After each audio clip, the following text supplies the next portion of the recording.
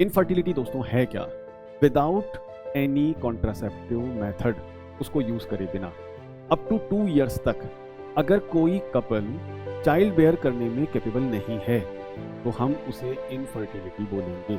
Natural method का मतलब बिना किसी आर्टिफिशियल डिवाइस के अगर हम कॉन्ट्रासेप्शन को अचीव करें तो हम इन मेथड्स को नेचुरल मेथड्स नाम देते हैं। दोस्तों आपको पता है एम्ब्रियोन क्या होती है?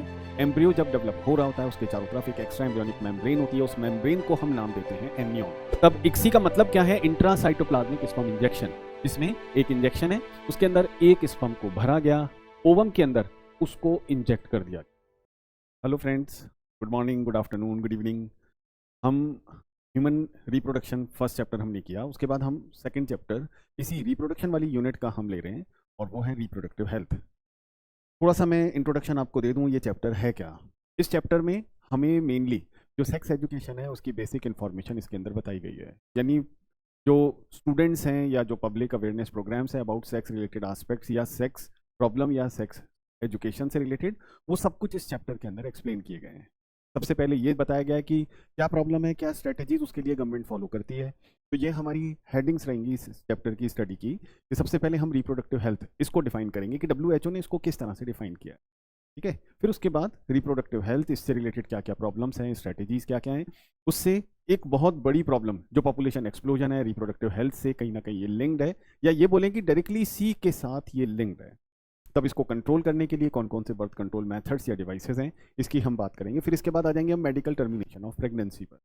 MTP के नाम से ये जानी जाती है, इसको गवर्नमेंट ने लीगलाइज किया है हमारे कंट्री के अंदर, तो ये कहलाती है MTP यानी लीगलाइज्ड अबॉर्शन, जिसको हम मेडिकल टर्मिनेशन ऑफ प्रेगनेंसी इस नाम से भी जानते हैं।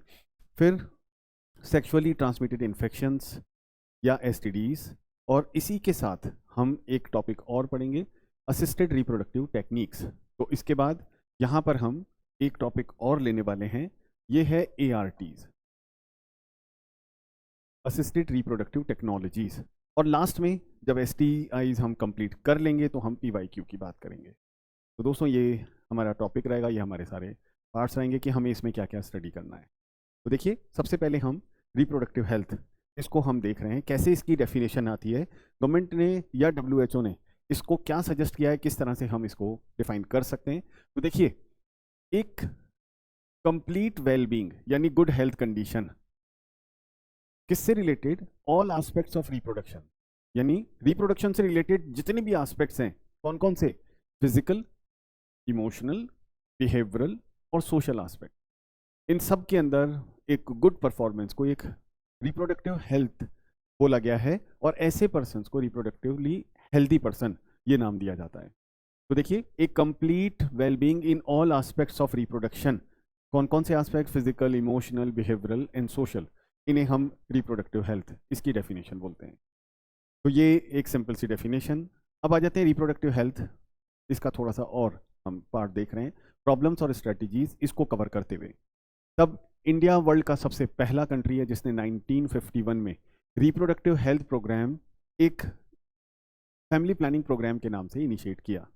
तो हमारा कंट्री इसमें फर्स्ट कंट्री है जिसने दोस्तों रिप्रोडक्टिव हेल्थ प्रोग्राम स्टार्ट किया। तब ये प्रोग्राम उस टाइम पर जब स्टार्ट किया गया तो फैमिली प्लानिंग प्रोग्राम के नाम से स्टार्ट किया गया। और ये भी याद रखना है, इसका फेमस स्लोगन था, हम दो हमारे दो। ये इसका फेमस स्लोगन रहा है ना, हम दो हमारे दो। तो ये इसका फेमस स्लोगन है। तो हम दो हमारे दो, यहाँ पर इसको इस नाम से पॉपुलर किया गया। अब देखिए ये नाम क्या है? ये नाम है फैमिली प्लानिंग प्रोग्राम। नारा क्या दिया जा रहा है? हम दो हमारे दो। इससे लोगों में ये कंफ्यूजन क्रिएट हो गया कि शायद ये सिर्फ और सिर्फ पॉपुलेशन एक्सप्लोजन को रोकने का एक प्रोग्राम है, या पॉपुलेशन कंट्रोल से रिलेटेड कोई एक प्रोग्राम है। नाम भी इसका वैसा है, स्लोगन भी करीब करीब उससे मिलता जुलता है। तब देखिए इसका वाइडर एस्पेक्ट ये कवर नहीं हुआ, तब ज़रूरत पड़ गई कि हम इसका नाम चेंज करें। तब देखिए 1971 में, कब? 1971, इसमें इस प्रोग्राम का नाम बदलकर RCH प्रोग्राम ये रख दिया गया। क्या रखा गया? RCH programme. RCH यानी reproductive and child health care programme. तब इसमें काफ़ी एस्पेक्ट्स कवर किए गए, क्या क्या प्रॉब्लम्स और क्या क्या स्ट्रेटजीज हैं वो आरसीएच प्रोग्राम के हिसाब से यहाँ पर इंक्लूड की गई। तो देखिए दो इसमें पॉइंट बन रहे हैं। एक 1951 फैमिली प्लानिंग प्रोग्राम, इससे रिलेटेड 1971 इस प्रोग्राम का नाम चेंज करके आरसीएच प्रोग्राम रखा गया 1971 में, ये इससे रिलेटेड।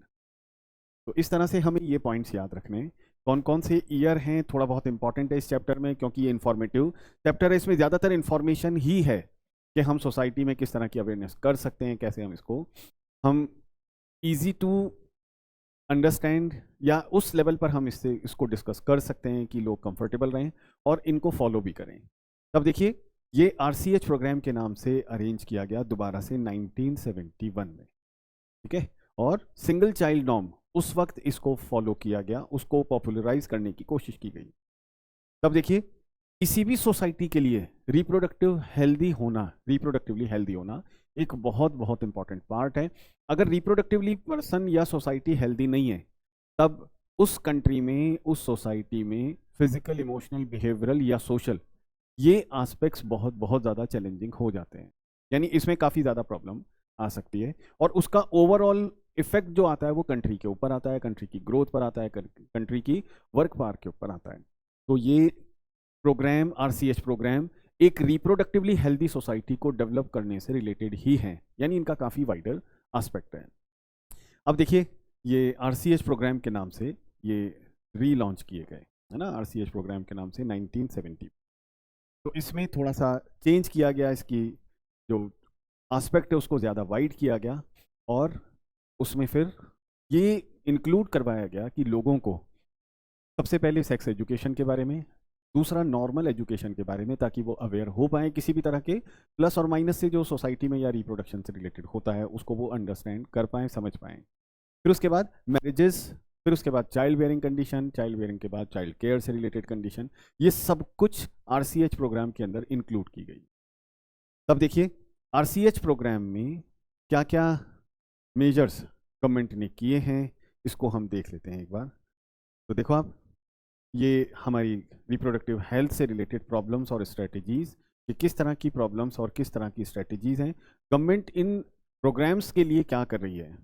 तो देखिए प्रॉब्लम्स कई तरह की हैं, जैसे सोशल लेवल की तरह हमारे सोसाइटी के अंदर फीमेल फिटिसाइड एक बहुत बड़ी प्रॉब्लम है। क्या प्रॉब्लम है? Female foeticide. और दोस्तों इसका एक बहुत इम्पॉर्टेंट टूल या बेस क्या है?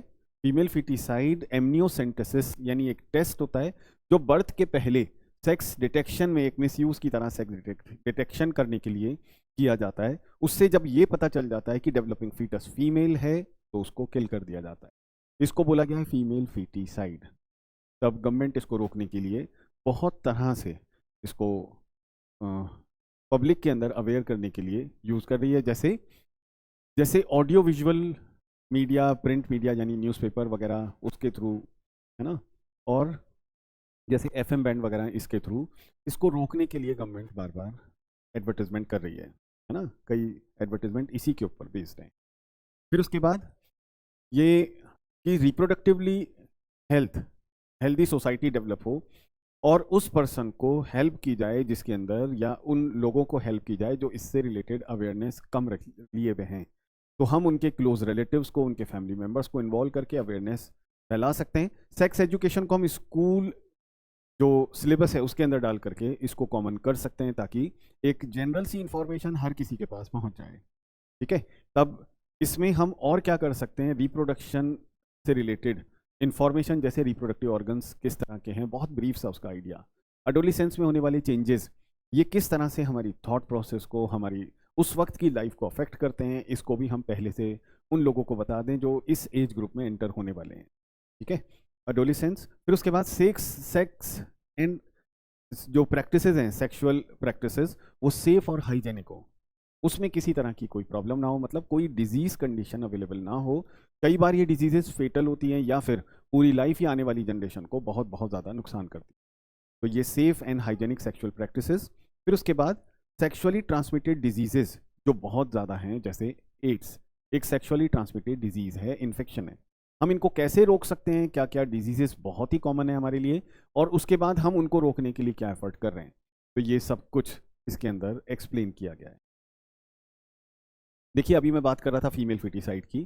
फीमेल फिटिसाइड इसका जो बेस या टूल रहा है वो ये टेस्ट रहा है एम्नियोसेंटेसिस। दोस्तों आपको पता है एम्नियन क्या होती है? एम्ब्रियो जब डेवलप हो रहा होता है उसके चारों तरफ एक एक्स्ट्रा एम्ब्रियोनिक मेम्ब्रेन होती है, उस मेम्ब्रेन को हम नाम देते हैं एम्नियन। उस एम्नियन और एम्ब्रियो के बीच का जो स्पेस होता है दोस्तों वो कहलाता है एम्नियोटिक फ्लूइड। एम्नियोटिक फ्लूइड के अंदर उस डेवलपिंग एम्ब्रियो की वो जो स्पेस है वो एम्नियोटिक स्पेस या एम्नियोटिक कैविटी, और उसके अंदर भरा होता है एम्नियोटिक फ्लूइड। उस एम्नियोटिक फ्लूइड के अंदर जो बॉडी सेल्स अवेलेबल होती हैं डेवलपिंग एम्ब्रियो की या डेवलपिंग फीटस की, वो बॉडी सेल्स में मोस्ट कॉमन बॉडी सेल्स कौन सी होती हैं? ये कहलाती हैं न्यूट्रोफिल्स, एक टाइप की WBC। ये उस फ्लूइड के अंदर मैक्सिमम है। तो न्यूट्रोफिल्स को कलेक्ट करना, न्यूट्रोफिल्स को कलेक्ट करने के बाद उसको उसके न्यूक्लियस को स्टेन करके ये देखना कि उसके अंदर सप्रेस्ड एक्स क्रोमोसोम यानी बार बॉडी है या नहीं। अगर बार बॉडी है तो वो डेवलपिंग फीटस 100% फीमेल है। तब इसमें सेक्सुअल क्राइम, सोशल क्राइम, जिसको हम नाम देते हैं क्या, फीमेल फीटिसाइड, उसकी पॉसिबिलिटी बन जाती है। तो इस टेस्ट को पूरी तरह से लीगलाइज फॉर्म में बैन किया गया है।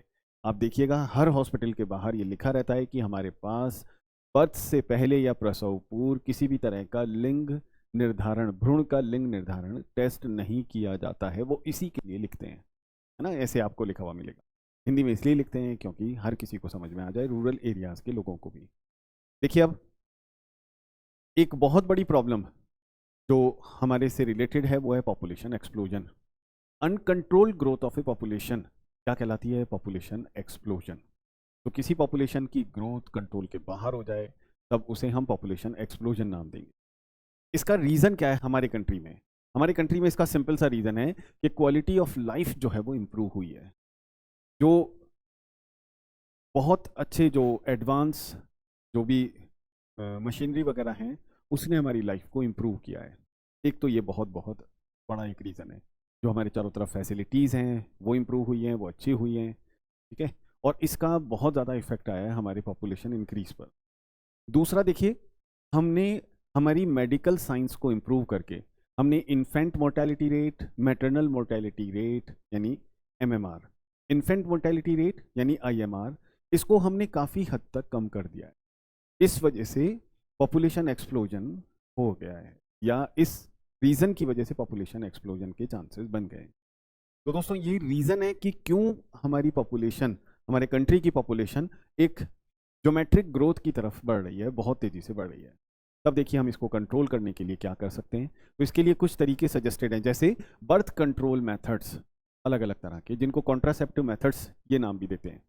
दूसरा, लोगों को बहुत बड़ी बड़ी फैमिलीज, इससे क्या नुकसान हो सकता है उसके बारे में बताना, कि डिमेरिट्स क्या है लार्ज फैमिलीज की। फिर देखिए तीसरा, जो मैरिजेबल एज है उसको इंक्रीज कर देना, लीगलाइज, जिसकी वजह से पॉपुलेशन को हम थोड़ा सा, पॉपुलेशन एक्सप्लोजन को थोड़ा सा हम डिले कर सकते हैं। इसी तरह से देखिए इसमें ऐसे लोग, ऐसे पेरेंट्स जिनके एक या दो ही बच्चे हैं, हम उनको इंसेंटिव्स दें। जैसे अभी आप जब नीट का फॉर्म भर रहे होंगे तो उसमें एक ऑप्शन आती है ओनली गर्ल चाइल्ड, यानी अगर सिंगल चाइल्ड है और वो भी गर्ल है तो गवर्नमेंट उसमें कुछ ना कुछ हेल्प करती है ना। नो डाउट सिलेक्शन में नहीं होगा लेकिन उसमें आगे चल करके कुछ ना कुछ हेल्प होगी। तब देखिए कॉन्ट्रासेप्टिव मेथड्स पॉपुलेशन एक्सप्लोजन को रोकने के लिए, ये सबसे पहला, सबसे कॉमन, ये हम पॉपुलेशन एक्सप्लोजन को कैसे कंट्रोल कर सकते हैं, तो हम इसमें बात करेंगे बर्थ कंट्रोल मेथड्स की, जिन्हें हम एक और नाम देते हैं कॉन्ट्रासेप्टिव मेथड्स। इन मेथड्स के थ्रू हम अनवांटेड प्रेगनेंसी को, यानी ऐसा बर्थ जो हमारी इच्छा के बिना हो रहा हो, उसको हम रोकने की कोशिश कर सकते हैं। तो अलग अलग तरह के कॉन्ट्रासेप्टिव मेथड्स, सभी मेथड्स अभी तक जो भी हमारे सिलेबस में हैं, जनरली ये फीमेल बॉडी उस पर एप्लीकेबल हैं, बहुत कॉमन केसेस में, है ना, फीमेल के ऊपर ये एप्लीकेबल है। ऐसा नहीं है कि मेल के ऊपर एप्लीकेबल नहीं है, लेकिन ज़्यादातर मेथड्स फीमेल को टारगेट करते हुए डेवलप किए गए हैं। तब देखिए जैसे मेंस्ट्रुअल साइकिल को मॉडिफाई कर देना, इसकी वजह से बर्थ या फर्टिलाइजेशन के चांसेस कम से कम हो जाते हैं। तब देखिए जो भी पॉपुलेशन कंट्रोल मेथड है, बर्थ कंट्रोल मेथड्स हैं, उनमें कुछ स्पेसिफिक क्वालिटीज़ होनी चाहिए। क्या होनी चाहिए? एक तो वो बहुत इजी टू यूज़ होना चाहिए, इसको कहते हैं हम यूज़र फ्रेंडली, तो वो यूज़र फ्रेंडली होना चाहिए। दूसरा, उसकी अवेलेबिलिटी बहुत ही कॉमन होनी चाहिए, आसानी से अवेलेबल होना चाहिए, मतलब उस पर्सन को जो बर्थ कंट्रोल मेथड या कॉन्ट्रासेप्टिव मेथड को फॉलो करना चाहता है उसके लिए ये आसानी से अवेलेबल होने चाहिए। तीसरा, ये बहुत इफेक्टिवली काम करने भी चाहिए, ऐसा ना हो कि ये फेलियर हो जाए, तब फेलियर की वजह से कई बार फर्टिलाइजेशन के चांसेस या बर्थ के चांसेस बन जाते हैं। फिर इसके बाद देखिए, ये मेथड रिवर्सिबल होने चाहिए। रिवर्सिबल का क्या मतलब है? रिवर्सिबल का मतलब है अगर इन मेथड का यूज़ बंद कर दें तो बर्थ कंट्रोल जो टेक्निक है उसका इफेक्ट है वो पूरी तरह से ज़ीरो या मिनिमाइज हो जाएगा। ठीक है, इनके कोई साइड इफ़ेक्ट्स नहीं होने चाहिए, तो ये किसी भी तरह से उस यूज़र के ऊपर इफेक्ट नहीं डालना चाहिए, जैसे उसकी सेक्सुअल ड्राइव को ये इनिबिट नहीं करना चाहिए। इस तरह से ये इनकी क्वालिटीज़ हैं। तो यूज़र फ्रेंडली होना, इजीली अवेलेबल होना, इफेक्टिवनेस बहुत ज़्यादा होना, रिवर्सिबिलिटी होनी चाहिए, कोई साइड इफेक्ट नहीं होना चाहिए, और यूज़र की फिजियोलॉजी पर यानी उसकी सेक्सुअल ड्राइव पर कोई इसका इफेक्ट नहीं आना चाहिए। तब देखिए कौन कौन से बर्थ कंट्रोल मेथड्स या कॉन्ट्रासेप्टिव मेथड्स हम इस चैप्टर में डिस्कस करने वाले हैं। तो देखो दोस्तों, याद रखना है, नेचुरल या ट्रेडिशनल मेथड्स, नेचुरल मेथड्स या traditional method, barrier methods, IUDs, oral contraceptive methods, injectable methods, hormonal implants, surgical methods, ये सब कुछ ये कॉन्ट्रासेप्टिव मेथड्स हैं। देखिए मैं आपको एक चीज़ बता रहा हूँ, जब भी हम इन मेथड्स को पढ़ें, जैसे नेचुरल मेथड्स, सबसे पहले हम ये देखें कि इसका एम क्या है, क्योंकि most of the time M को लेकर के क्वेश्चन होता है। एम स्टेटमेंट में होगी और नीचे 4 ऑप्शन में 4 मेथड लिखे हुए होंगे, तो हम कंफ्यूज हो जाएंगे, हमें लगेगा सबका ही एम होता है बर्थ को, अनवांटेड प्रेगनेंसी को रोकना, लेकिन उसके रोकने के तरीके अलग अलग हैं। या तो स्पर्म प्रोड्यूस ही ना हो, या प्रोड्यूस हो जाए तो साइट ऑफ फर्टिलाइजेशन पर नहीं पहुंच पाए, अगर साइट ऑफ फर्टिलाइजेशन पर पहुंच जाए तो वहाँ ओवम की अवेलेबिलिटी ना हो। इस तरह से कई तरह की अलग अलग टेक्निक करके अनवांटेड प्रेगनेंसी को रोका जाता है। तो दोस्तों वही उसका एम है, इसीलिए मैं आपको बता रहा हूँ कि जब भी हम ये मेथड पढ़ें, हम हमेशा इस चीज़ पर ध्यान दें कि इन मेथड्स में जो भी हम मेथड पढ़ रहे हैं, जैसे नेचुरल मेथड, मेल और फीमेल गैमीट को एक साथ आने से रोकना, यानी उनकी मीटिंग को अवॉइड करवाना, प्रिवेंट करवाना, ये इसका एम है। तो ऐसे ही हमें इन सब का एम या प्रिंसिपल याद रखना चाहिए, तभी हम इसको बहुत अच्छे से समझ पाएंगे। तो देखिए सबसे पहले हम बात करते हैं नेचुरल मेथड की। नेचुरल मेथड्स यानी बिना किसी आर्टिफिशियल डिवाइस या कंटेंट के अगर हम सक्सेसफुली मेल और फीमेल गैमीट की मीटिंग को रोक पाते हैं, उनको अवॉइड करवा पाते हैं, तो हम इन मेथड्स को नेचुरल मेथड्स बोलेंगे। फिर से सुनिए मैंने क्या बोला, without using any artificial devices, if we can protect, we can avoid the chances of meeting of ovum and sperm, तब हम इसे नाम देंगे नेचुरल मेथड। तो दोस्तों नेचुरल मेथड इसलिए नेचुरल हैं क्योंकि ये एक ट्रेडिशनल या बरसों से यूज किए जाने वाले मेथड्स हैं, नो डाउट इनके फेलियर के चांसेस भी उतने ही ज़्यादा हैं, लेकिन अगर माइन्यूटली इनको ऑब्जर्व किया जाए, इनको स्टडी करके फिर इनको यूज़ किया जाए, तब इनके फेलियर के चांसेस कम से कम हो सकते हैं। देखिए इसमें 3 मेथड आते हैं, पीरियोडिक एब्स्टिनेंस, विड्रॉल मेथड या फिर कॉइटस इंटरप्टस, और तीसरा है लैक्टेशनल एमिनोरिया। ये 3 मेथड्स मिलकर के नेचुरल मेथड्स ऑफ कॉन्ट्रासेप्शन कहलाते हैं। एक बार फिर से मैं बता दूं, नेचुरल मेथड का मतलब बिना किसी आर्टिफिशियल डिवाइस के अगर हम कॉन्ट्रासेप्शन को अचीव करें तो हम इन मेथड्स को नेचुरल मेथड्स नाम देते हैं। तो नेचुरल मेथड्स में 3 मेथड्स हैं, पीरियोडिक एब्स्टिनेंस, फिर उसके बाद विड्रॉल मेथड, और तीसरा लैक्टेशनल एमिनोरिया। तो देखो आप, जल्दी से मैं सबसे पहले पीरियोडिक एब्स्टिनेंस इसकी बात कर लेता हूँ। पीरियोडिक एब्स्टिनेंस का क्या मीनिंग है?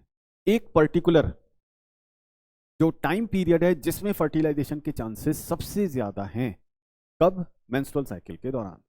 तो मेंस्ट्रुअल साइकिल की वो टाइम ड्यूरेशन, वो फेज, वो ड्यूरेशन जिसमें फर्टिलाइजेशन के चांसेस मैक्सिमम हो, अगर उस टाइम पर जो कपल है वो सेक्सुअल इंटरकोर्स या सेक्सुअल कोहैबिटेशन अवॉइड करता है, तो फर्टिलाइजेशन के चांसेस मिनिमम हो जाएंगे, मिनिमाइज हो जाएंगे।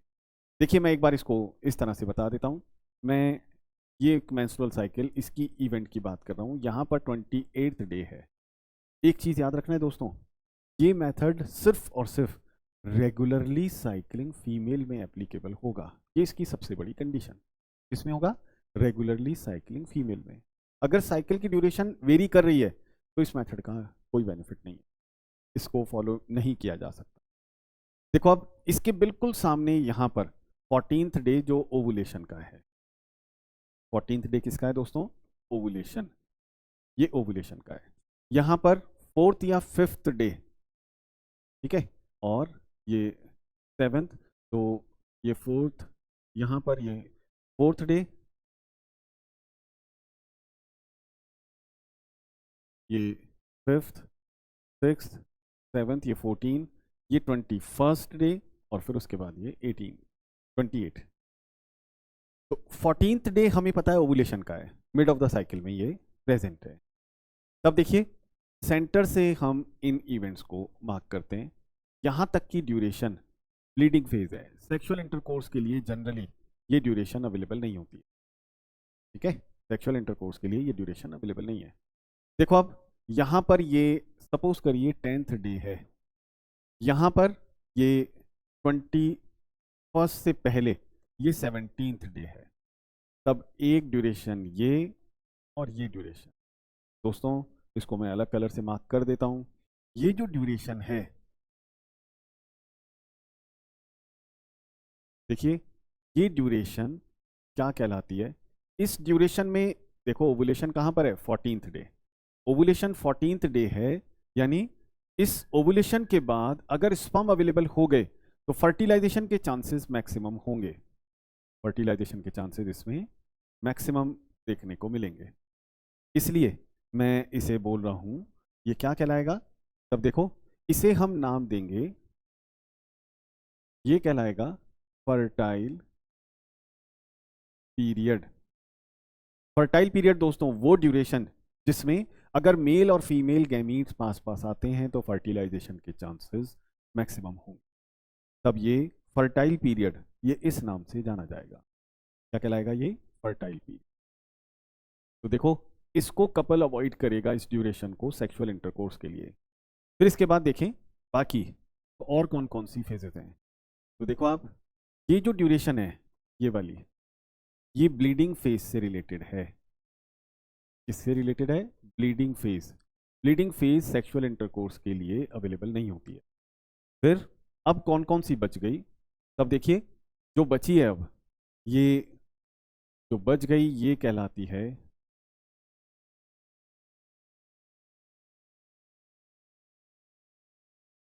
इस ड्यूरेशन को हम नाम देते हैं सेफ पीरियड। क्या बोलेंगे इसको? Safe period.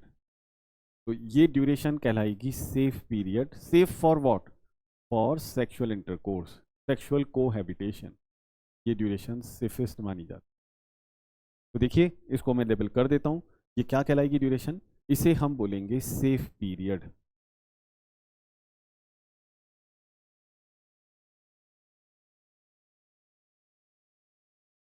तब देखिए सेफ पीरियड ओवुलेशन के बाद 17th डे तक तो फर्टाइल पीरियड है, उसके बाद से 18th डे से लेकर के नेक्स्ट ब्लीडिंग फेज तक, यहां पर क्या है?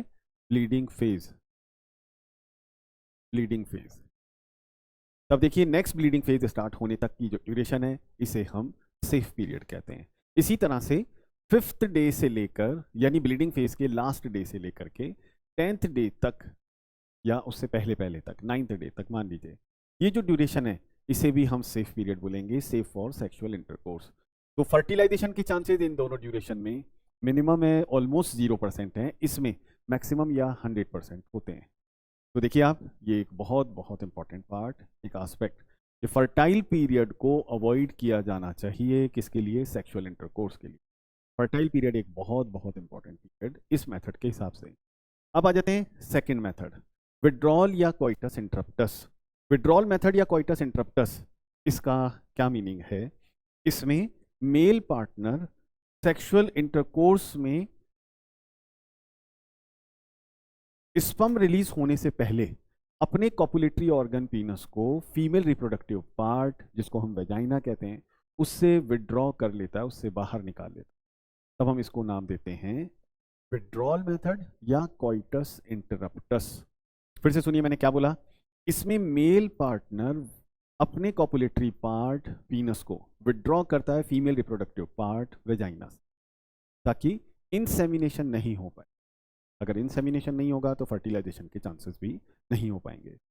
फिर आ जाते हैं तीसरा मेथड, ये कहलाता है लैक्टेशनल एमिनोरिया।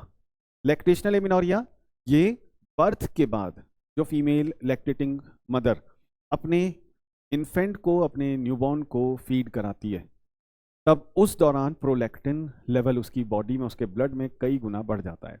उस प्रोलैक्टिन के बढ़ने की वजह से रिप्रोडक्टिव साइकिल्स सप्रेस हो जाती हैं, यानी ओवुलेटरी साइकिल सप्रेस हो जाती है, मेंस्ट्रुअल साइकिल सप्रेस नहीं होती है ना, मेंस्ट्रुअल साइकिल भी सप्रेस हो जाती है। तो ओवुलेटरी साइकिल, यूट्राइन साइकिल, ये पूरी तरह से सप्रेस हो जाने की वजह से लैक्टेशनल एमिनोरिया यानी ओवुलेशन नहीं हो पाता है। तो इंटेंस लैक्टेशन ड्यूरेशन में ओवुलेशन नहीं होने की वजह से नेक्स्ट फर्टिलाइजेशन के चांसेस ऑलमोस्ट 0% होते हैं। लेकिन इस मेथड की एक टाइम लिमिट है, ये मेथड सिर्फ और सिर्फ intense lactation duration 6 month after the parturition, है ना। कब 6 मंथ, कब तक? पार्टुरेशन से अपने को लगाना है, after the parturition.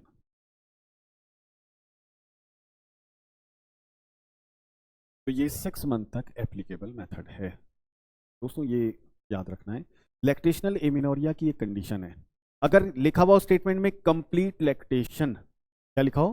Complete lactation is the main cause of the absence of menstruation after parturition, तो ये गलत है। हमेशा लिखा हुआ होना चाहिए इंटेंस लैक्टेशन यानी मिल्क फीडिंग ड्यूरेशन, तब हम इसको लैक्टेशनल एमिनोरिया को होते हुए देखेंगे। दोस्तों एक बार अपन टेक्निकली भी नए क्वेश्चंस किस तरह से पूछे जा सकते हैं उसकी बात कर लेते हैं। पीरियोडिक एब्सटिनेंस, कपल ने इस पीरियड को अवॉइड किया, फर्टिलाइजेशन के चांसेस मैक्सिमम होने की वजह से इस पीरियड को अवॉइड किया, है ना, कपल ने इस पीरियड को अवॉइड किया।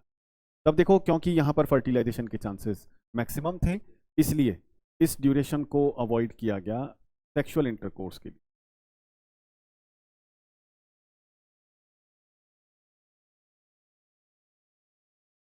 तब देखिए इस वक्त 10th से लेकर के 17th डे तक इसे हम बोल रहे हैं फर्टाइल पीरियड। क्या कहलाएगा? Fertile period. इस वक्त फर्टिलाइजेशन के चांसेस मैक्सिमम होते हैं, तो इसको वो कपल अवॉइड कर रहा है सेक्सुअल इंटरकोर्स के लिए। क्या कर रहा है? इस ड्यूरेशन को वो कपल अवॉइड कर रहा है। तो सेक्सुअल इंटरकोर्स के चांसेस इस ड्यूरेशन में बिल्कुल नहीं होंगे, या चांसेस तो होंगे लेकिन वो कपल अवॉइड कर रहा है। तो देखिए 10 से लेकर के 17 तक की ड्यूरेशन को अवॉइड करना, ये कहलाता है पीरियोडिक एब्सटिनेंस। इसका कोई दूसरा नाम भी है क्या? देखो ये मैंने बनाया क्या है, साइकिल ही तो बनाया, मेंस्ट्रुअल साइकिल, इसलिए हम इस मेथड को साइक्लिक मेथड ये भी बोलते हैं। क्या बोलते हैं इसको? साइक्लिक मेथड के नाम से भी जानते हैं। तो ये मेथड दोस्तों साइक्लिक मेथड भी है। इस ड्यूरेशन में 10 से लेकर के 17 डे तक ओवुलेशन होगा क्या?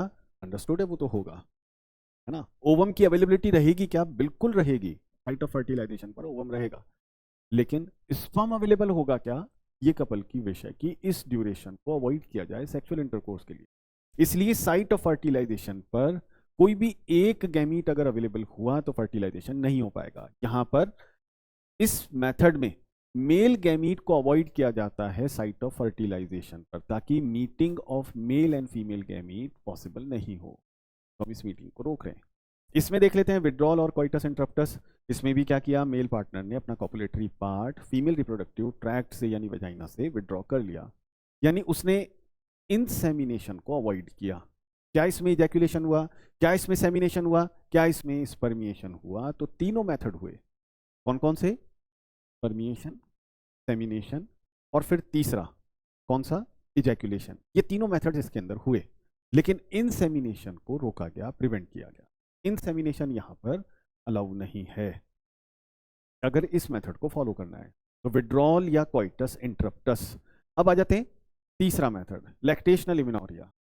इसमें ओवुलेशन हुआ क्या? मेथड ही इस पर बेस्ड है कि हाई लेवल ऑफ प्रोलैक्टिन क्या काम करेगा? ओवेरियन और यूट्राइन दोनों साइकिल को सप्रेस रखेगा। कब तक? 6 मंथ तक। तो इसमें अकेला ऐसा नेचुरल मेथड जिसमें ओवुलेशन ये नहीं होगा। इंसेमिनेशन होगा क्या? हो सकता है हो। इजैक्यूलेशन, स्पर्मिएशन और सेमिनेशन ये तो होंगे ही होंगे। इंसेमिनेशन भी हो तब भी फर्टिलाइजेशन के चांसेस इस मेथड में 0 रहेंगे। दोस्तों ये हुआ नेचुरल मेथड। 3 मेथड्स मैंने आपको बताए, कौन कौन से? एक तो पीरियोडिक एब्सटिनेंस, दूसरा विड्रॉल मेथड, या फिर हम इसको कोइटस इंटरप्टस ये नाम भी देते हैं, और तीसरा लैक्टेशनल एमिनोरिया, तीसरा मेथड लैक्टेशनल एमिनोरिया। अब जल्दी से बात कर लेते हैं हम बैरियर मेथड्स की। बैरियर मेथड्स में मेल और फीमेल गैमीट की फिजिकल मीटिंग को रोकने का एफर्ट किया जाता है किसी आर्टिफिशियल डिवाइस के थ्रू। तो बैरियर मेथड्स या तो फीमेल रिप्रोडक्टिव ट्रैक्ट जो रिसीव करता है कॉपुलेटरी पार्ट ऑफ मेल को, जिसको हम वेजाइना कहते हैं, या तो उसको कवर करते हैं, या फिर मेल कॉपुलेटरी ऑर्गन पीनस को कवर करने के लिए रबर, थिन रबर या लेटेक्स से बनी हुई डिवाइसेस। मेल के लिए ये कॉन्डम कहलाती हैं, फीमेल के लिए हम इसको नाम देते हैं फेमिडोम। तो फीमेल कॉन्डम क्या कहलाएगा? फीमेल कॉन्डम कहलाता है फेमिडोम। तो फीमेल कॉन्डम फेमिडोम के नाम से जाना जाता है। तो दोस्तों ये भी याद रखना है आपको, फेमिडोम क्या है? ये फीमेल कॉन्डम है। फिर से वही क्वेश्चन, अगर बैरियर मेथड्स को यूज करते हैं तो इसके बेनिफिट क्या हैं? बैरियर मेथड्स का सबसे अच्छा बेनिफिट, सबसे बड़ा यूज, सबसे ज्यादा फायदा क्या है? ये एसटीडी को रोकता है। क्यों? क्योंकि फ्लूइड एक दूसरे के कांटेक्ट में नहीं आ पाएगा। इस वजह से पॉसिबल एसटीडीज जैसे एचआईवी वगैरह, उसकी पॉसिबिलिटी बिल्कुल मिनिमाइज हो जाती है। तो बैरियर मेथड अपने आप में इस मामले में सबसे बेस्ट माने जाते हैं। क्यों? क्योंकि ये एसटीडीज को या सेक्सुअली ट्रांसमिटेड इन्फेक्शन को भी रोकने का एक तरीका है। इजी टू हैंडल है, इजी टू यूज है, यूज एंड थ्रो मेथड भी है। Most of the barrier method जो हैं वो इसी तरह के मेथड्स हैं। तो देखिए, अगर मेल पॉपुलेटरी ऑर्गन को कवर करने के लिए बैरियर मेथड की फॉर्म में अगर कॉन्डम को यूज किया गया है तो क्या इजैकुलेशन होगा? बिल्कुल होगा। परमिएशन होगा क्या? ये भी होगा। सेमिनेशन होगा क्या? ये भी होगा। तो क्या नहीं हो रहा है? इनसेमिनेशन को अवॉइड किया जा रहा है। तो दोस्तों ये इसमें एक इंपॉर्टेंट पॉइंट हमें याद रखना है। इसमें क्या रोका जा रहा है? इनसेमिनेशन ये नहीं हो पाएगा, यानी release of sperm inside the female reproductive tract, ये वाला पार्ट इसमें कवर नहीं हो पाएगा। बैरियर मेथड्स में कुछ लॉन्ग टर्म मेथड भी है। ये फीमेल कॉन्डम फेमिडोम की स्ट्रक्चर है। देखिए, अब ये यूज एंड थ्रो नहीं है, ये रीयूजेबल मेथड है, लॉन्ग टर्म मेथड है। जैसे diaphragm, cervical cap and vaults क्या काम करते हैं? सर्विक्स को कवर करते हैं। उससे क्या होता है? स्पर्म को साइट ऑफ फर्टिलाइजेशन पर वाया सर्विक्स एंड यूट्रस जाने से रोक देते हैं। तो ये मेथड बैरियर मेथड कहलाते हैं। इसमें सर्विक्स को कवर करने के लिए डायफ्राम, सर्वाइकल कैप या फिर वॉल्ट्स, इस तरह के बैरियर्स फॉलो किए जाते हैं, जिसकी वजह से स्पर्म का पाथ ब्लॉक हो जाता है साइट ऑफ फर्टिलाइजेशन पर, उसकी अवेलेबिलिटी 0 हो जाती है, जिससे फर्टिलाइजेशन नहीं हो पाएगा। अब देखिए, एक मेथड और है, ये है स्पर्मिसाइडल क्रीम्स, जेलीज। ये जेलीज और क्रीम क्या करते हैं? ये जेलीज एंड क्रीम्स मेनली ये क्या इंपॉर्टेंट कर रहे हैं? ये स्पर्मिसाइडल मतलब स्पर्म किलिंग। तो ये सेक्सुअल इंटरकोर्स से पहले फीमेल अपने जो वेजाइनल ओपनिंग है उसके आसपास इस जेल को अप्लाई कर लेते हैं। जैसे ही स्पर्म्स की अवेलेबिलिटी होती है, ये जेल उसको किल कर देता है, जिससे स्पर्म्स साइट ऑफ फर्टिलाइजेशन पर अवेलेबल नहीं हो पाते हैं, और इसकी वजह से कॉन्ट्रासेप्शन अचीव हो जाता है। नेक्स्ट मेथड पर आते हैं दोस्तों। देखिए, हाँ, एक चीज़ और बैरियर मेथड की मैंने बताया एडवांटेज, सबसे अच्छी एडवांटेज एसटीडीज को रोकने की है ना। इजी टू हैंडल है, मैंने बताया, सेल्फ इंसर्टेड है, प्राइवेसी भी मेंटेन रहती है। कुछ मेथड रीयूजेबल हैं। रीयूजेबल के आगे आपको वॉल्ट्स,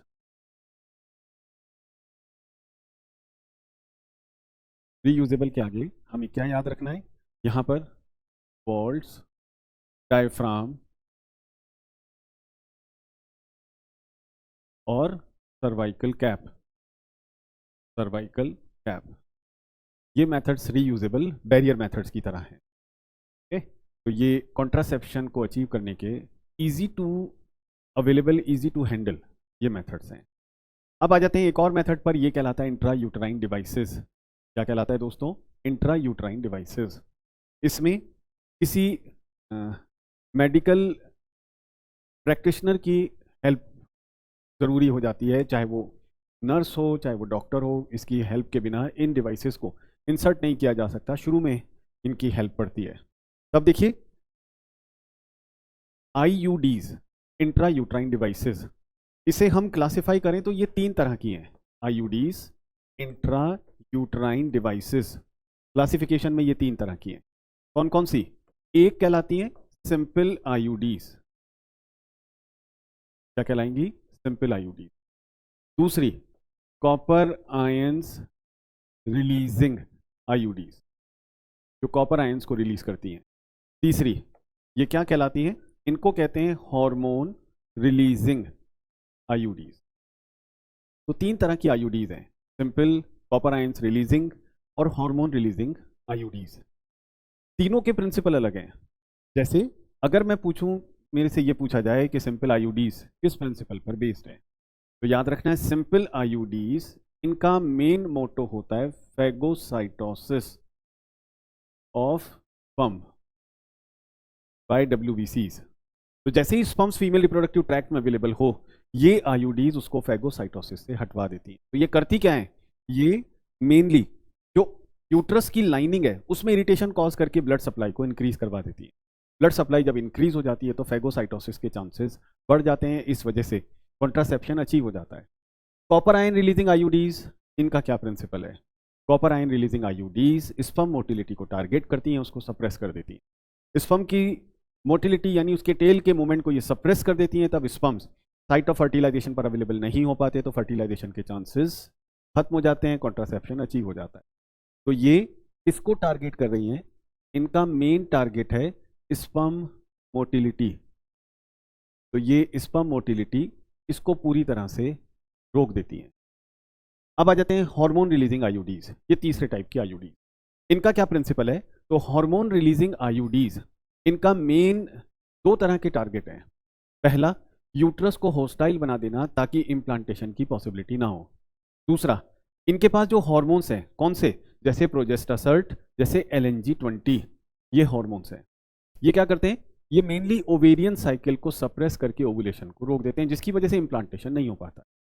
तो hormone releasing IUDs inhibitory hormone इस तरह की कैरेक्टरिस्टिक इनिबिटरी एक्टिविटीज को प्रमोट करते हैं, जिसकी वजह से फर्टिलाइजेशन के चांसेस निल हो जाते हैं। क्योंकि ये बहुत ज़्यादा हार्मोन्स रिलीज करती हैं, इसलिए हार्मोन रिलीजिंग आईयूडीज का एक और यूज है क्या? इन्हें हम इमरजेंसी कॉन्ट्रासेप्टिव की तरह भी यूज करते हैं। तो ये इमरजेंसी कॉन्ट्रासेप्टिव मेथड की तरह भी यूज किए जा सकते हैं। तो तीन तरह की आईयूडीज, तीनों तरह के प्रिंसिपल्स। देखिए दोस्तों, ये जो मैंने यहाँ पर लिखा है ये बहुत इंपॉर्टेंट, इसको आपको बिल्कुल अपने दिमाग में बसा लेना है। बिल्कुल ये मान के चलिए, कोई ऐसा साल नहीं हो सकता जिसमें इस पर क्वेश्चन नहीं आया हो या नहीं पूछा जाए। ये बेस्ट चॉइस है, आईयूडीज पर क्वेश्चन हमेशा बनता है। ठीक है, अब देखिए ये आईयूडीज तीन अलग अलग तरह की मैंने बताई। अब आ जाते हैं एक और मेथड पर, यह कहलाता है हार्मोनल मेथड की ओरल पिल्स। ओरल पिल्स में एक आध क्वेश्चन एनसीईआरटी के बाहर से भी बनाए, लेकिन कुछ क्वेश्चंस जो हैं वो बहुत बहुत अच्छे हैं। हमें याद रखना है ओरल पिल्स किस तरह की हैं।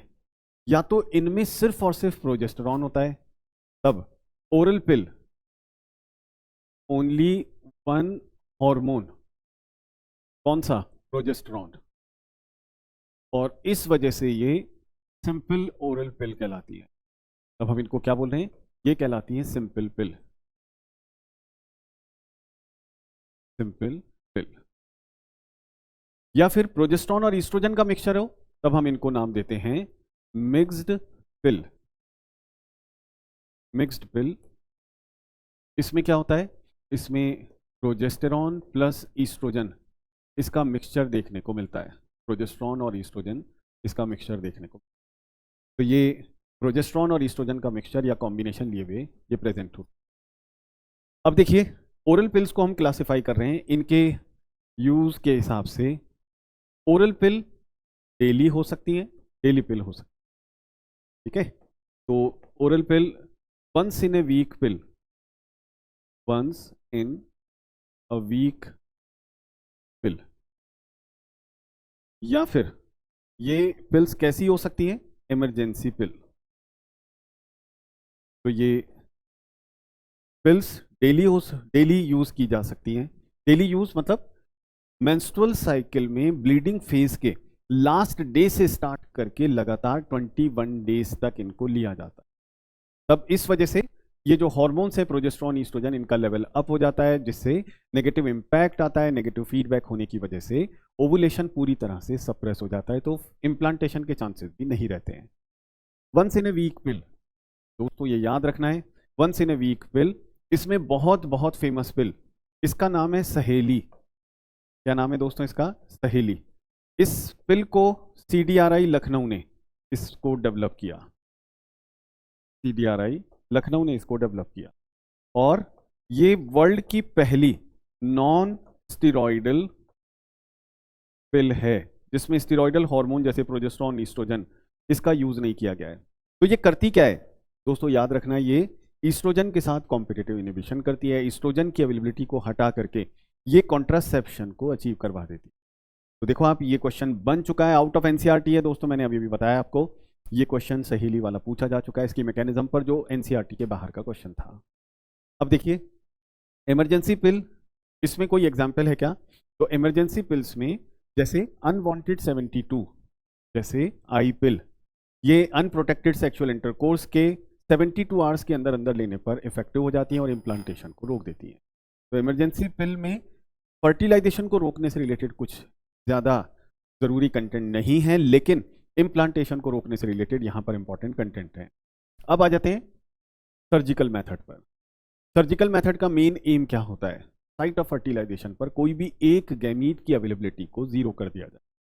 तब ये क्या कहलाते हैं? इसको कहते हैं स्टरलाइजेशन टेक्निक। क्या बोलते हैं दोस्तों? Sterilisation technique. लेकिन इसका एक ही सबसे बड़ा नुकसान है, क्या? ये इरिवर्सिबल मेथड है। मतलब अब वो कपल कभी भी चाइल्ड बेयरिंग स्टेज में नहीं जा सकता जिसमें से किसी भी एक पार्टनर ने, मेल या फीमेल ने, इस टेक्निक को फॉलो किया। तब देखो ये दो तरह के हैं मेथड्स। एक कहलाता है वासेक्टोमी मेल के लिए, ट्यूबेक्टोमी फीमेल के लिए। वास डेफरेंस को काटना, काटने के बाद एंड को मोड़ करके बांध देना ताकि स्पर्म का जो पाथ है ये यहाँ पर ब्लॉक हो जाए।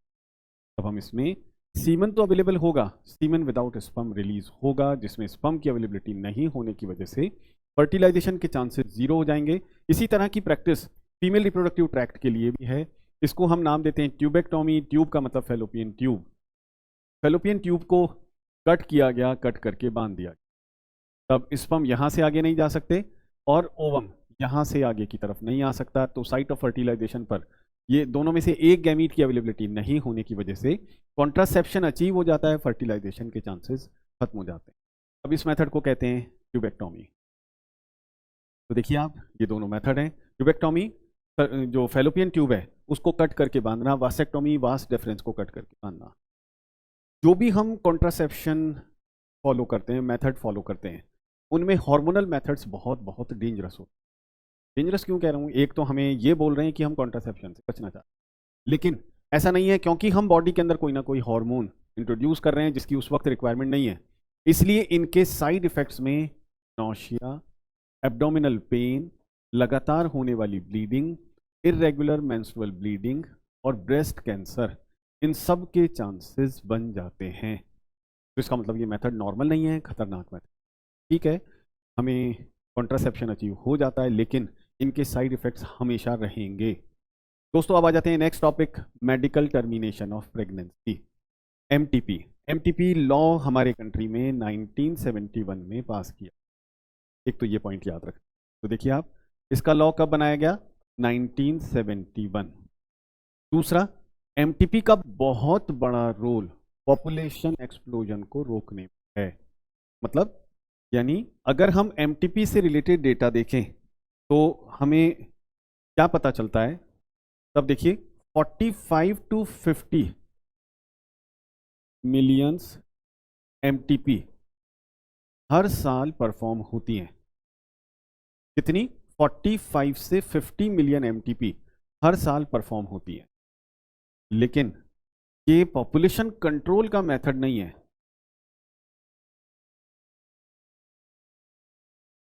कितना हो गया ये काउंट? जितना भी प्रेगनेंसी कंडीशन है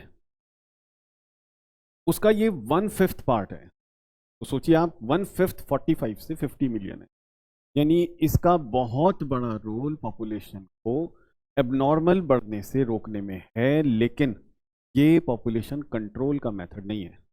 तो 1971 में इसको लीगलाइज किया गया और उसके बाद मतलब एमटीपी का मतलब लीगलाइज्ड अबॉर्शन। तब देखिए इसके बाद इसमें 2017 इसके अंदर इसमें सेकंड अमेंडमेंट किया गया।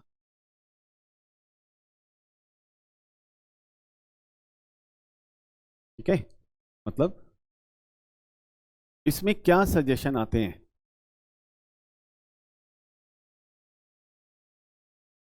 तब देखिए पहला, up to 12 weeks of pregnancy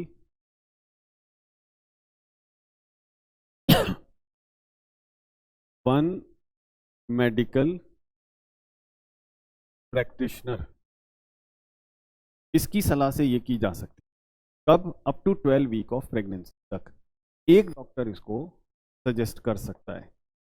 इसी तरह से देखिए सेकंड चेंज क्या किया गया इसमें, अप टू 24 वीक्स, 12 से डबल 24 वीक्स। 12 वीक का मतलब कितना हो गया? 3 मंथ्स, ये 6 मंथ हो गया, 12 और जोड़ दिया तो अप टू 24 वीक्स। तो मेडिकल प्रैक्टिशनर की टीम बनेगी और उसके बाद ही इसको किया जा सकता है या नहीं ये डिसाइड किया जाएगा। तो ये इसके अंदर चेंज किया गया 2017 में, उससे रिलेटेड मैं ये इंफॉर्मेशन बता रहा हूँ। तो एमटीपी यानी अनवांटेड प्रेगनेंसी को हटाना, जिसका एक सॉलिड कॉज होना चाहिए तभी ये पॉसिबल होगी। गवर्नमेंट ने इसको पॉसिबल किया है, लीगलाइज किया है, ताकि जो पॉपुलेशन अनवांटेड प्रेगनेंसी की वजह से अगर किसी तरह की कोई कपल को प्रॉब्लम हो रही है या उनको वो बच्चा नहीं चाहिए तो वो इस तरह के जो सेंटर हैं एमटीपी सेंटर्स, वहाँ पर अपने इस एमटीपी या लीगलाइज अबॉर्शन को फॉलो करवा सकते हैं। तो कुछ इंपॉर्टेंट बेसिस हैं, जैसे जो फेलियर ऑफ जो कॉन्ट्रासेप्टिव मेथड है उसकी वजह से एमटीपी की जा सकती है, या फिर जो डेवलपिंग फीटस है वो मेंटली रिटार्डेड हो सकता है, उसके चांसेस हैं, जैसे उसमें डाउन सिंड्रोम की पॉसिबिलिटी रहती है या मंगोल सिंड्रोम वगैरह की इस तरह की कोई पॉसिबिलिटी है, तब भी एमटीपी सजेस्टेड होती है। ओके, तो ये याद रखना है। जो सेकेंड ट्राइमेस्टर में एमटीपी होती है वो बहुत बहुत ज़्यादा रिस्की होती है दोस्तों। इसके बाद आ जाते हैं हम सेक्सुअली ट्रांसमिटेड डिजीजेस या फिर सेक्सुअली ट्रांसमिटेड इन्फेक्शंस। इनको हम आरटीआई, रिप्रोडक्टिव ट्रैक्ट इन्फेक्शन, या फिर वीडी, वेनेरियल डिजीजेस, इस नाम से भी जानते हैं। तो ये इनमें कुछ नाम बहुत कॉमन है एनसीईआरटी के अंदर ये दिए गए हैं, जैसे gonorrhoea, syphilis, chlamydiasis, genital warts, trichomoniasis, hepatitis B.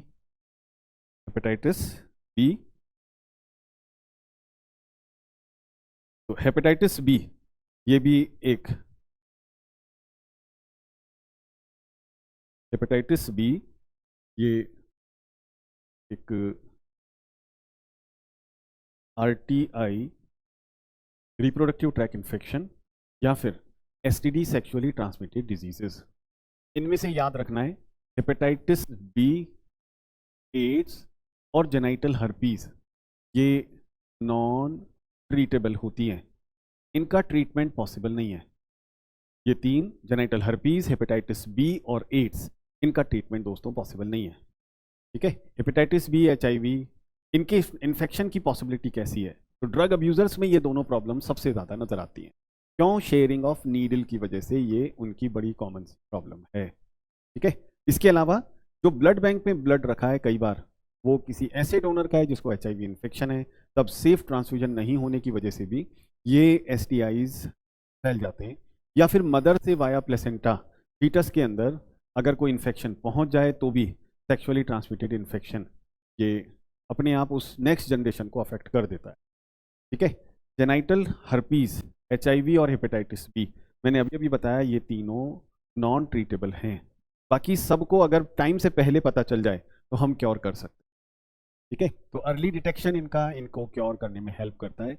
अगर इनके कॉम्प्लिकेशंस देखें तो बहुत बहुत डेंजरस, जैसे पीआईडी, पेल्विक इन्फ्लेमेटरी डिजीजेस, जिसमें lower part of the abdomen खतरनाक अफेक्टेड होता है, कमजोर पड़ जाता है, पेनफुल रहता है।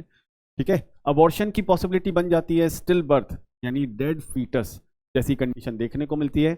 इम्प्लांटेशन एबनॉर्मल साइट्स पर होना एक्टोपिक प्रेगनेंसी कहलाएगा। इम्प्लांटेशन की नॉर्मल साइट कौन सी है? नॉर्मल मैंने आपको पहले बताया था, normal site of implantation, uterus की या तो बॉडी है या फंडस है। इसके अलावा अगर कहीं भी इम्प्लांटेशन होता है तब हम उसको नाम देते हैं एक्टोपिक प्रेगनेंसी। इसी तरह से इनफर्टिलिटी के चांसेस भी बनते हैं, ठीक है, इन डिजीजेस की वजह से। और कैंसर ऑफ द सर्विक्स या यूट्राइन या कोई और पार्ट का कैंसर, उसकी पॉसिबिलिटी भी बनती है। तो ये STIs बहुत बहुत डेंजरस हैं।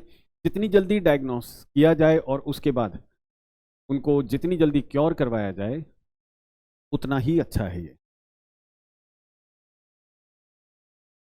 तब देखो इसको हम कैसे रोक सकते हैं, STIs को हम कैसे रोक सकते हैं, तो ये पार्ट में बता। STIs को हम कैसे रोक सकते हैं, तो STIs इसके रोकने के कुछ तरीके बड़े कॉमन से हैं। देखिए, avoid sex with unknown partner या मल्टीपल पार्टनर, एक तो ये है। ऑलवेज यूज कॉन्डम्स ड्यूरिंग कॉइटस, ये भी एक इंपॉर्टेंट पार्ट, ठीक है। तो ये दो इंपॉर्टेंट मेथड। फिर उसके बाद अगर ये अफेक्टेड है कोई पर्सन तो उसको बजाय शर्म या छुपाने के जल्दी से डॉक्टर के पास उसके डिटेक्शन या डायग्नोसिस के लिए जाना चाहिए ताकि उसका ट्रीटमेंट स्टार्ट किया जा सके। तो दोस्तों ये कुछ इंपॉर्टेंट सजेशंस याद रखना है। अगर हम डिजीजेस की बात कर रहे हैं STIs की, जैसे अभी मैंने यहाँ पर ये नाम लिए, कम से कम इनके एक एक के कॉजल ऑर्गेनिजम्स हमें याद रखने चाहिए। जैसे gonorrhoea, Neisseria gonorrhoeae, syphilis, Treponema pallidum, genital herpes, herpes simplex virus HSV, chlamydia, chlamydiasis, genital warts HPV, human papilloma virus, trichomoniasis, Trichomonas vaginalis, hepatitis B virus, AIDS, HIV या ह्यूमन इम्यूनो वायरस। दोस्तों ये कम से कम एक causal organism हमें याद होना चाहिए जब अपन इनको देखें। तो अब आ जाते हैं हम इनफर्टिलिटी। इनफर्टिलिटी दोस्तों है क्या? विदाउट एनी कॉन्ट्रासेप्टिव मेथड, उसको यूज करे बिना अप टू 2 इयर्स तक अगर कोई कपल चाइल्ड बेयर करने में कैपेबल नहीं है तो हम उसे इनफर्टिलिटी बोलेंगे। इसके कॉजेज मेल के अंदर भी हो सकते हैं और फीमेल के अंदर भी ये हो सकते हैं। कॉजेज फिजिकल हो सकते हैं, कंजेनाइटल हो सकते हैं, कोई डिजीज हो सकती है, ड्रग अब्यूज, इस तरह की कंडीशन हो सकती है, इम्यूनोलॉजिकल और साइकोलॉजिकल स्टेट भी हो, ठीक है। तो कई तरह के फैक्टर्स हैं, physical, congenital, diseases, drugs, immunological और इवन साइकोलॉजिकल, है ना। जैसे कंजेनाइटल में हम क्या देखते हैं, जैसे हम बात करें जो टेस्टीज हैं वो किसी रीज़न की वजह से स्क्रोटम के अंदर नहीं आ पाए और वो डिटेक्ट भी नहीं हुआ, ऐसा उस न्यूबॉर्न के साथ, उस न्यूबॉर्न की बॉडी में था, वो डिटेक्ट नहीं हो पाया और वो न्यूबॉर्न धीरे धीरे बड़ा हो गया, तब स्पर्म कभी भी बन नहीं पाएंगे, तो ये इनफर्टिलिटी के सेक्शन में जाएगा। कोई डिजीज़ हो सकती है जिसकी वजह से, हमें पता है बहुत सारी डिजीजेस जैसे PID वगैरह ये इनफर्टिलिटी कॉज कर देती हैं। ड्रग एब्यूजर्स में इनफर्टिलिटी होना एक बहुत बहुत कॉमन सी कैरेक्टरिस्टिक। फिजिकल कैरेक्टरिस्टिक में क्या होगा, जैसे रिप्रोडक्टिव ऑर्गन्स की बनावट या उसकी एनाटमी में कुछ वेरिएशन आ जाए, तब इसे हम फिजिकल एबनॉर्मेलिटी बोलेंगे। इम्यूनोलॉजिकल भी हो सकती है और साइकोलॉजिकल भी, कई तरह की है। तब ऐसे कपल जो इनफर्टाइल कपल हैं उनको चाइल्ड बेयर करने के लिए जो टेक्निक्स हेल्प करती हैं, इन्हें हम ARTs, असिस्टेड रिप्रोडक्टिव टेक्नोलॉजीज, ये नाम देते हैं। क्या बोलते हैं इनको? ART या फिर असिस्टेड रिप्रोडक्टिव टेक्नोलॉजी। इनमें सबसे पहले in vitro fertilisation IVF, which is followed by embryo transfer. तो देखो ये दो नाम आपको एक साथ बोलने हैं, IVF और ET, IVF और ET। IVF in vitro fertilization मतलब इसका सिंपल सा मीनिंग ये है कि मेल पार्टनर या डोनर से स्पर्म्स को कलेक्ट किया गया, फीमेल पार्टनर या फिर डोनर से ओवम को कलेक्ट किया गया, दोनों को एक आर्टिफिशियल या सिमुलेटरी एनवायरनमेंट के अंदर, जैसे टेस्ट ट्यूब वगैरह के अंदर, दोनों को मिक्स करके फ्यूजन करवा दिया गया। और फ्यूजन के बाद जब वो जाइगोट बना तो उस जाइगोट का हम अप टू 8 ब्लास्टोमियर स्टेज तक अगर उसको फीमेल रिप्रोडक्टिव ट्रैक्ट में ट्रांसफर कर रहे हैं, तब ये एम्ब्रियो ट्रांसफर टेक्निक कहलाएगी ZIFT, और अगर 8 से ज़्यादा ब्लास्टोमियर्स के साथ हम उसको ट्रांसफ़र कर रहे हैं तब ये टेक्निक कहलाएगी IUT, इंट्रा यूटेराइन ट्रांसफ़र। तो दोस्तों ये इसके टेक्निक यानी एम्ब्रियो ट्रांसफ़र, ये जो वर्ड है इसके अंदर दो टेक्निक आती हैं। एम्ब्रियो ट्रांसफ़र में दो तरह की टेक्निक आ रही हैं। कौन कौन सी टेक्निक? एक कहलाती है ZIFT, दूसरी क्या कहलाती है? Intra uterine transfer. ZIFT और इंट्रा यूटेराइन ट्रांसफ़र, ये दो टेक्निक इसके अंदर आती हैं। तब इसे हम नाम देते हैं test tube baby program. IVF का और दूसरा नाम क्या है? Test tube baby program. इसके अंदर ये दो टेक्निक इन्वॉल्व हैं। ठीक है, अब आ जाते हैं एक और मेथड पर, ये कहलाता है gift, GIFT, gamete intrafallopian transfer. तब इसमें किसी फीमेल डोनर से ओवम को कलेक्ट करके जो फीमेल चाइल्ड बियरिंग कंडीशन चाहती है उसके फेलोपियन ट्यूब के अंदर उसको शिफ्ट करवाना GIFT कहलाएगा। तो transfer of gametes collected from A donor into the fallopian tube of another female, तब हम इसको GIFT नाम देंगे। NCERT में इसमें सिर्फ और सिर्फ ओवम के लिए लिखा है, तो हमें ध्यान करना है आंसर देते वक्त। फिर इसके बाद आ जाते हैं ICSI, इंट्रासाइटोप्लाज्मिक स्पर्म इंजेक्शन। दोस्तों ये याद रखना, ये क्वेश्चन पूछा गया है कि ICSI part of IVF program है क्या? बिल्कुल नहीं है, ICSI part of IVF program नहीं है। तब ICSI का मतलब क्या है? Intracytoplasmic sperm injection. इसमें एक इंजेक्शन है, उसके अंदर एक स्पर्म को भरा गया, ओवम के अंदर उसको इंजेक्ट कर दिया। कितने स्पर्म यूज हुए? सिर्फ एक। क्या फर्टिलाइजेशन होगा? क्या 100% होगा। क्यों? क्योंकि एक स्पर्म को सीधे ओवम के साइटोप्लाज्म में इंजेक्ट किया गया है। तो ये फर्टिलाइजेशन को पॉसिबल बनाता है ICSI। ये फर्टिलाइजेशन से रिलेटेड एक, उसको इंश्योर करने से रिलेटेड एक प्रोसेस या टेक्नोलॉजी। फिर इसके बाद आ जाते हैं आर्टिफिशियल इंसेमिनेशन। आर्टिफिशियल इंसेमिनेशन मतलब मेल पार्टनर या डोनर से स्पर्म को कलेक्ट करके फीमेल रिप्रोडक्टिव ट्रैक्ट में रिलीज करवाना आर्टिफिशियल इंसेमिनेशन कहलाएगा। तब फीमेल रिप्रोडक्टिव ट्रैक्ट में ये कहाँ पर रिलीज हो सकता है? दो जगहों पर किया जा सकता है, या तो वेजाइना में, तब हम इसको बोलेंगे इंट्रावेजाइनल इंसेमिनेशन IVI, या फिर यूट्रस में इंट्रा यूट्राइन इंसेमिनेशन IUI। तो IVI और IUI ये दो नाम हम इसके रख सकते हैं, इंट्रावेजाइनल इंसेमिनेशन, इंट्रा यूट्राइन इंसेमिनेशन। तो ये आर्टिफिशियल इंसेमिनेशन। फिर भी देखिए इन मेथड्स के अलावा अगर ये मेथड्स कोई फॉलो नहीं करता है तो उसके बहुत सारे रीज़न। तो दोस्तों ये पूरा चैप्टर हुआ रिप्रोडक्टिव हेल्थ। इसके कुछ क्वेश्चंस अपन देख लेते हैं जो प्रीवियस ईयर्स में पूछे गए हैं। देखिए पहला क्वेश्चन हम मैच द कॉलम का ले रहे हैं। कॉजल ऑर्गेनिज्म 2017 पर मैंने अभी अभी आपको बोला कि कम से कम कॉजल ऑर्गेनिज्म हमें पता होने। गोनोरिया, निसेरिया, गोनोरी, इससे फैलता है एक के साथ सेकंड, ये एक ही बार है। तो देखिए दोस्तों एक बार में ही आंसर हमें मिल गया। ठीक है, गोनोरिया। सिफिलिस फैलता है ट्रेपोनेमा से। Genital warts human papilloma virus. AIDS हमें पता है HIV से फैलता है। दोस्तों इसका आंसर 1। सेकेंड क्वेश्चन पर आते हैं, the function of copper ions in copper releasing IUDs।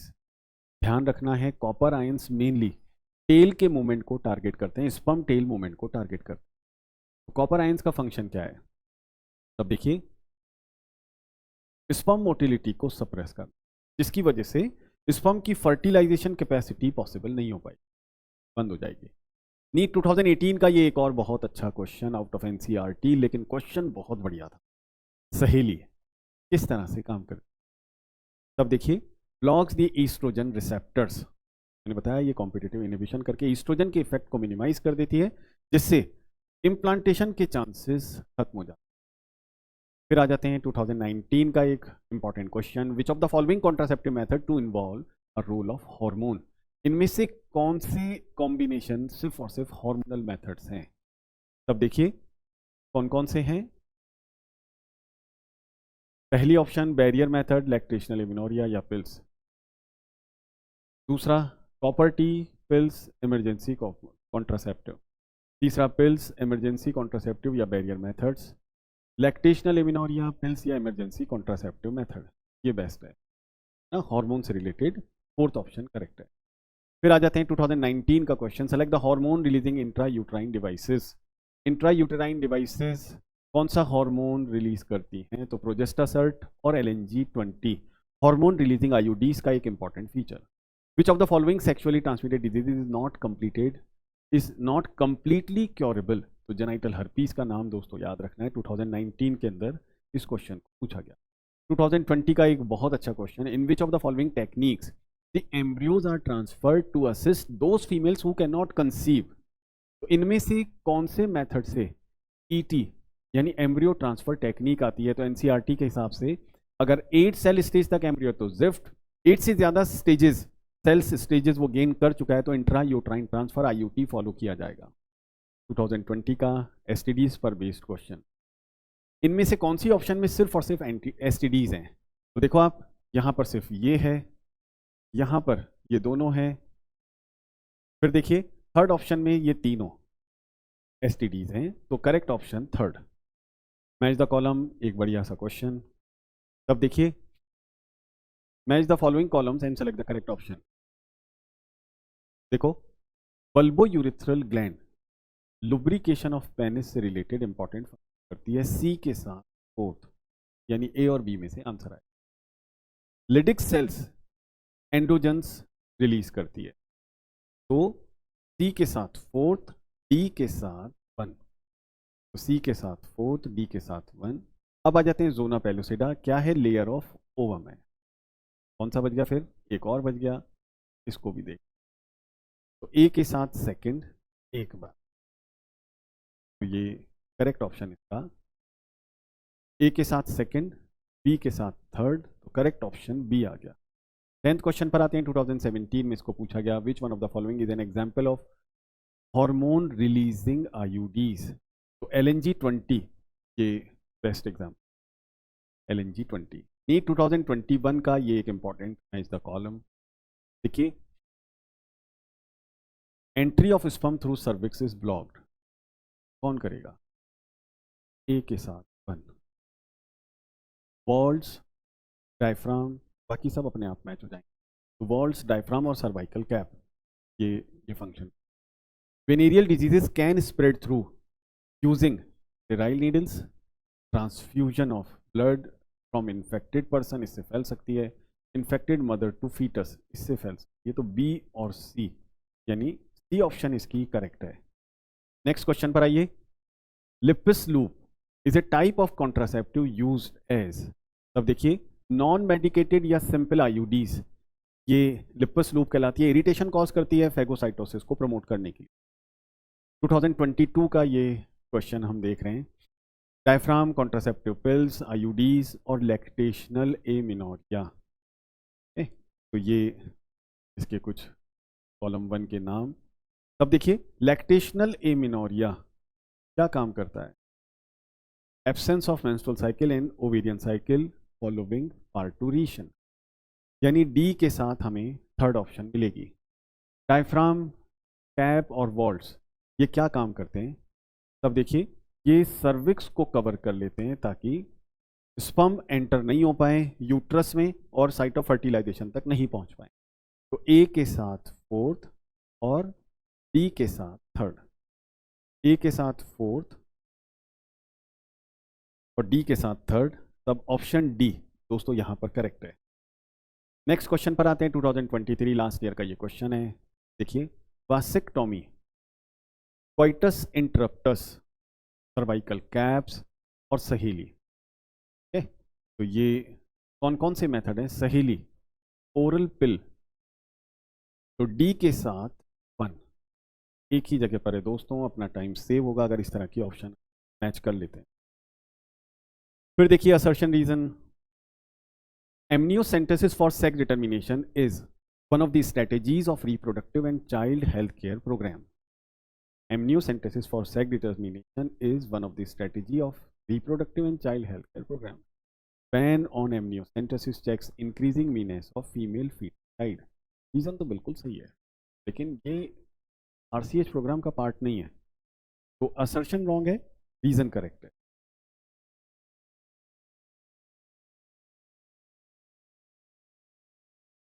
तो ऑप्शन A 16th क्वेश्चन का ऑप्शन A करेक्ट है।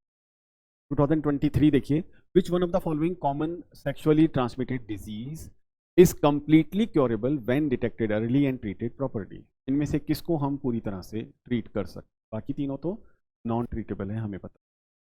देखिए दोस्तों, आंसर की आपके पास है। फिर से मेरी वही एक रिक्वेस्ट, हमने ये चैप्टर फिनिश किया है, कम से कम आपका टाइम इसके अंदर इन्वॉल्व होगा, आप टाइम सेव करेंगे अगर अपन इसको ढंग से रिवाइज कर लेते हैं। तो दोस्तों पेन कॉपी लेकर के बैठिए, आपके दिमाग में आपके मन में जो भी आउटलाइंस हैं उसको मेरे साथ साथ यहाँ पर फॉलो कीजिए, अपना टाइम सेव करिए। 2 आवर्स या उससे थोड़ा सा ज़्यादा इसके अंदर टाइम लग रहा है, लेकिन अगर हम क्वेश्चंस पॉइंट ऑफ व्यू से देखें इस चैप्टर को, तो ये एप्लीकेशन बायोलॉजी का एक पार्ट होता है जिसमें हमेशा क्वेश्चन बनने की पॉसिबिलिटी रहती है। दोस्तों ये चैप्टर ऐसा है, हम कभी भी इग्नोर नहीं कर सकते। इसको जितना शॉर्ट मेथड से हम रिवाइज कर पाएँ ये हमारे लिए एक असेट होगा, हमारे लिए बहुत बेनिफिशियल होगा। तो मैं डॉक्टर आबिद आरजी एकेडमी की तरफ से आपको ये सजेस्ट करता हूँ कि आप इस लेक्चर को देखिए, एक बार पेन कॉपी लेकर के बैठिए, जो जो टर्म्स मैं यूज़ कर रहा हूँ, जो जो एक्स्ट्रा क्वेश्चंस में साइड में इसको फ्रेम कर रहा हूँ वो आप नोट करिए। अगर आपको उनके सारे आंसर आ रहे हैं तो ये मैं गारंटी लेता हूँ कि आपके इस चैप्टर के क्वेश्चन जो नीट में पूछे जाने वाले हैं वो 100% करेक्ट होंगे। थैंक यू दोस्तों, गुड बाय।